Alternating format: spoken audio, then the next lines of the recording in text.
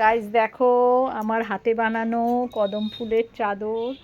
এই যে কদম ফুলের চাদর, এইগুলো পার্টি, বিয়ে বাড়ি, গায়ের ওপর দিয়ে বিয়ে বাড়ি গেলে কতটা সুন্দর, কত এই যে এগুলো কোনো এককালে আমি এগুলো হাতে বানিয়ে বিক্রি করতাম।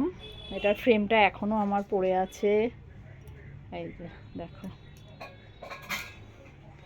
আর এই একটা ডিজাইন, এই যে এটা অনেকটাই মোটা, এটা তোমরা হাতও দেখতে পাবে না। দেখো এটা ভীষণ গরম, শীতের দিনে এটা পরলে আর তোমাকে কিছুই পরতে হবে না, কারণ পিওর উলের, সমস্তটাই পুরো উলের।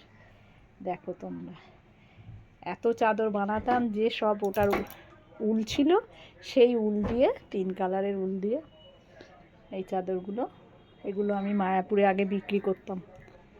তো তোমাদের কেমন লাগলো আমার চাদর অবশ্যই জানাবে। আর তোমাদের জন্য আমি এত খাটাখাটনি করছি, একটু প্লিজ সাবস্ক্রাইব করে দিও আর আমার পাশে থেকো। Thank you so much.